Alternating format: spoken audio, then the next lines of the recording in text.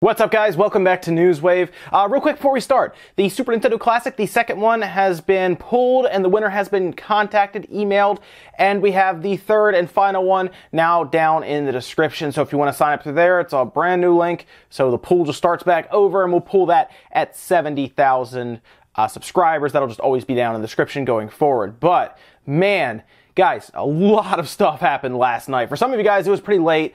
Some of you even told me, wow, it happens at like 2:30 a.m. I won't be able to see it. I'll check it out later. You missed a lot. A lot of stuff happened, both for Nintendo, Sony, Microsoft. Things were flying everywhere. This was like a mini E3 with the Game Awards show, and we have a ton of stuff to go over very quickly. I'm going to go over some of the big highlights of the Game Awards show, and that's pretty much what this entire show is going to be around because so much stuff happened. So let's get started. So the first thing today we're going to talk about is Zelda Breath of the Wild winning Game of the Year. That's right, they pulled the name out, and everyone got really excited. Online and everywhere, Twitter, people were really worried, guys, that PlayerUnknown's Battleground was going to win. PUBG was up there, and people got a little nervous that an early access game, a game that was still in beta, was going to win out against Mario, Zelda, Horizon Zero Dawn, Persona 5. But no, Zelda took home the crown. In fact, I didn't really see, I don't know if Horizon Zero Dawn won much of anything. I'll have to look. Maybe there was a smaller award they won, but they were never called up to the big stage. It was a little surprising because it's a pretty good game. That's a little odd. But anyway, Zelda won Game of the Year, and this is the first time that Nintendo has won the Game of the Year award. At the Game Awards show, of course, this dates back about 3 or so years when the Wii U was going on, which didn't really have a lot of games that could contend for Game of the Year. So I understand Breath of the Wild was a massive game in development for quite a while. And here it is, and it wins Game of the Year. Big honor there, and it's great to see. I was more on the Mario camp. You know, I wanted Mario to win, but I mean, you can't take anything away from any of the nominees, to be honest, but Zelda winning, I think, makes a lot of sense. And speaking of Zelda, the new DLC, The Champion's Ballad, well, it launched last night. This is crazy. It comes up, they show this big debut trailer. We talked about it, by the way, earlier in the week, if you remember, on one of the newsways, where we talked about speculation towards the Game Awards show. I said, you know, that's probably where they're going to show the DLC. And not only did they show it, they launched it right after the Game Awards happened. It was nuts. People on Twitter were going crazy. I'm sure the eShop got smashed with traffic because there were a lot of people watching this Game Awards show, and then boom, oh, we can go get it tonight. Looked like it went live around midnight. So about an hour ago or so it went live. And yes, everyone went crazy downloading it, updating their Zelda game. So if you click, I believe, the plus button, you can then, of course, update it. And if you haven't already, you can buy it on the eShop for the season pass. And from what I saw, it looks like it's going to be pretty good overall. Now, they didn't show a ton of stuff in the trailer. They did show Link on a really cool looking motorcycle he's driving around with. Apparently, when you beat this DLC, that is the big reward. And yeah, I could see how that would help you out a little bit. You know, having a way to jet around on a motorcycle in that world, that would help out a little bit. According to him, there are other things that it can help you out with in the world. Maybe some advantages here and there from earning it. But yeah, everyone's super excited. I went and downloaded it. It was downloading right now, actually, so I'll be checking it out at some point. But great to see. It's so awesome to see. These are things I like. I love when something comes out and then it just releases, right? So awesome. I was really worried they'd be like, oh, available next week or the week after. I'm like, that's cool, but we gotta wait. No, right now. We have to wait for the Game Awards to finish, but right away. It's so cool. Now, from there, I'm just going to go over some of the bigger announcements at the Game Awards show because, like I said, they had world premieres like crazy. I told you guys, Jeff Keighley was really hinting at some big announcements, and they were there in force. Let's start right away with Soul Calibur 6. It gets announced coming in 2018 at some point. We don't really know when, just it's coming. Unreal Engine 4. But the problem here is, we heard about that leak, right? Where Soul Calibur 6 is real. Bandai Namco is going to be showing off at their event that apparently is December 15th, so we'll still wait to hear something about that. But it was also supposed to be on the Switch. However, when the graphics go up to show what systems it's on, there was no Switch logo there. So right now it's PS4, Xbox One, and PC. So you will be able to get it on the PC when it comes out. Now, right now, all we have to do is assume that it's not on the Switch. Could they announce it? Sure. It could be later. It could be part of the Nintendo Direct that we all pretty much assume is in January, and EA may have basically told us it's in January, or it could be at this Bandai Namco event where they want to announce it personally as a Switch, really a Switch multi-platform game. At that point, it's going to the Switch as well. We'll have to see though. Now the big question that we all know, anyone who's played Soul Calibur knows, who are the guest characters going to be? And that's where we have to kind of start guessing and speculating, because it could be anyone. We're still waiting for more information. As far as we know right now, 2018 at Soul Calibur 6, PS4, Xbox One, and PC. From Software also kind of gave us this weird 30-second like teaser. Didn't tell us much of anything. In fact, they might as well have just flashed From Software on the screen and said, hey, we're making a game. And now a lot of people were trying to speculate and figure it out, and half of us went with Bloodborne, new Bloodborne, and the other half went with something to do with the Dark Souls series. Bloodborne makes a lot of sense, like Bloodborne 2, but at this point it could be anything. It could be a new IP. So we'll just have to wait to see what they have for us going forward. Nothing announced other than, hey, we're working on something, guys. And then we get the weirdest Death Stranding trailer. I can't, this game. They keep showing us more, and all we do is get more questions without answers. Really, I mean, it's crazy. It was a long trailer, too. That thing must have been 3-4 minutes, maybe, and there was a lot going on in there. I would check the trailer out, and people are going to analyze that thing like crazy, because I don't even know what I watched. It was that insane. It looked like there were like enemies that were invisible that reacted to noise because he was like, stop breathing. And then they pull him down through the ground, and they pull one of them up in the air. And then Norman Reedus like wakes up underwater, and there's a baby in it. Do you see where I'm going with? Do you see how crazy that sounds? But that's what happened. So at this point, we haven't seen any gameplay. It's been all pretty much cinematics. Some of them might have been in game, but it's looking very creative, we'll say that, very original. Kojima is pretty much going off the rails here. That's how we expect. Every time he makes a game, we expect him to get crazier and crazier with it, and it looks like that's what he's doing. From there, we had some dates given to us for a few different games that we've been trying to figure out when they're coming out. Sea of Thieves is launching March 20th, 2018. Now, a lot of people have already played it in technical alpha builds, things like that.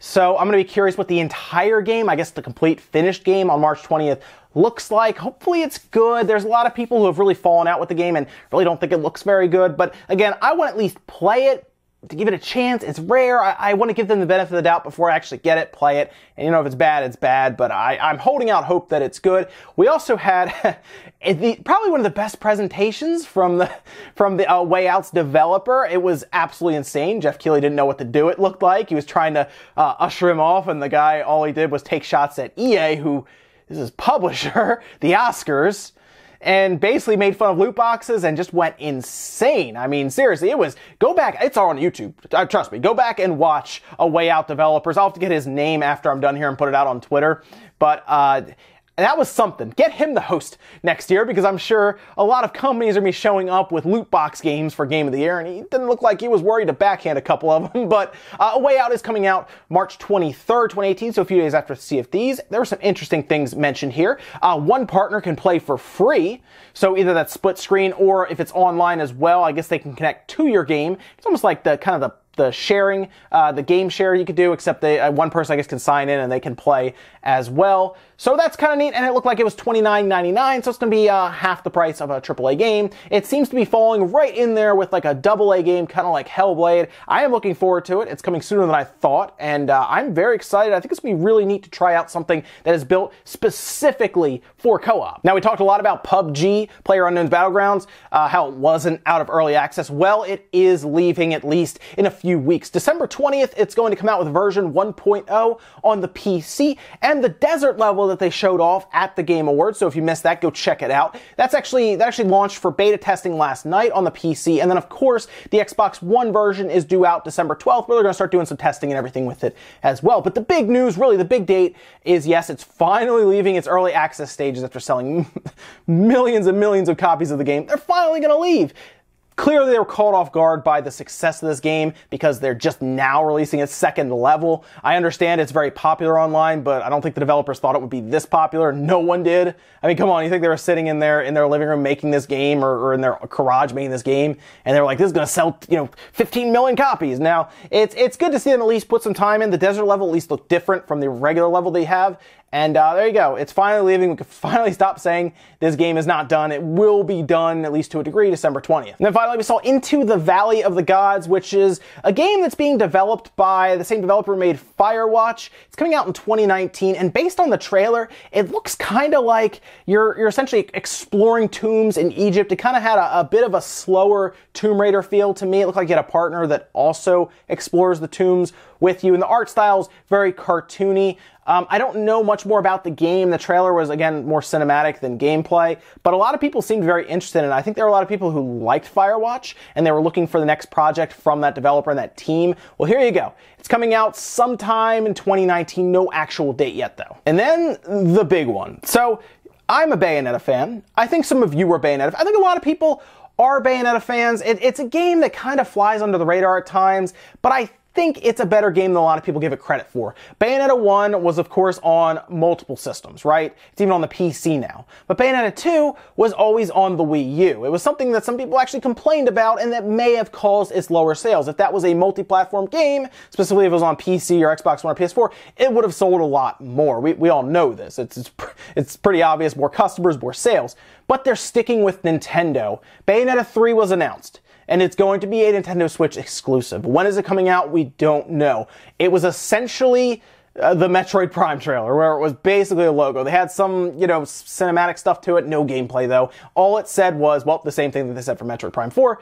It's currently in development. And this is big because it could be a 2018 release. It absolutely could be. And we're now getting to the point where we're getting into the holidays. We're going to wrap up at holiday season, and then we're going to get into January. And then it's going to be all about what's happening in 2018 for Nintendo, because they have had such a massive first 8-9 months, right, with the Switch. Massive. I mean, so many games were released that were really big titles for them. This is the most, as many people pointed out, that they have released these type of first-party games. This is the most they've done in that category, all in one shot. So they have to go up from here, right? We know Pokemon might be there next year, but they need to start building out that mid-tier. I think Bayonetta 3 fits perfectly in that mid-tier of games. It's a mature rated game, so it kind of starts to really go against that view again with Outlast of, hey, Nintendo isn't just kids games, and I'm really excited for it. Now, not only did we get Bayonetta 3, well, Bayonetta 1 and 2 is also coming over to the Switch. It was really funny. We were watching it on the stream, and I said, Bayonetta 3 is coming, right? And I didn't expect Reggie to turn around and say, I got another one for you, and Bayonetta 3 gets shown there. I thought that was going to be like maybe the January presser. But yeah, Bayonetta 1 and 2. And we actually have a date for this one. The Bayonetta 1 and 2 double pack is launching February 16th, 2018. So a couple months from now, it'll be out. And that's pretty exciting for people who maybe missed out on Bayonetta 1 and 2, because let's be realistic here, a lot of people who are buying the Switch did not buy the Wii U, and with good reason. It wasn't that good of a system, so I understand. But Bayonetta 2 will make the jump to the Switch. So if you missed it, you'll be able to buy a double pack, which I hope is $40. I hope they don't try to get $60 out of it. I think 40 is fair for that. You can buy it. I assume one of the two will be a download. I don't think they'll fit both of them on one cartridge, although I could be wrong. If I had to take a guess, Bayonetta 2 will be on the cart, and you'll have to download the first one.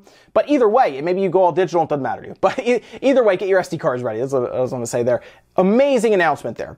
Big time announcement. I was waiting for Bayonetta, everyone was, and here it is. And this also makes us wonder, man, if they're willing to announce something like that, which is a pretty big announcement, at the Game Awards show, what do they have for their January Direct? Because, well, that's a big deal. Ladies and gentlemen, that's going to do it for Newswave today. If you enjoyed the video, hit the thumbs up button. Really helps in the search algorithm. All that good stuff. Let me know what you think about any of the stuff we talked about today. Maybe you didn't want Zelda to win Game of the Year. Maybe you're on the Mario side like I was. Or maybe you wanted Horizon or Persona or PUBG to win because, well, you just wanted to see what the internet would do.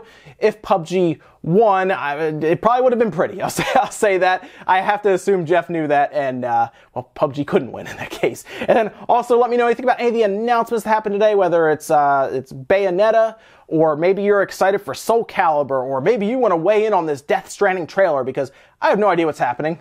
Maybe somebody does, I don't. But otherwise, guys, I love this Game Awards. I think Jeff did a great job. Jeff Keighley, good job on this Game Awards. It flowed really well, minus the small hiccups of the, well, it wasn't a small hiccup. I thought it was the best part of the show, with the developer from Way Out voicing his opinion. I thought that was awesome. But great job. I really look forward to next year. I hope you keep up with this, because this is something I look forward to every year, and this was it. This was like the best one. So I guess good luck topping it for next year. But I can only bring a better show for us. Guys, thanks so much for watching, and I'll see you next time.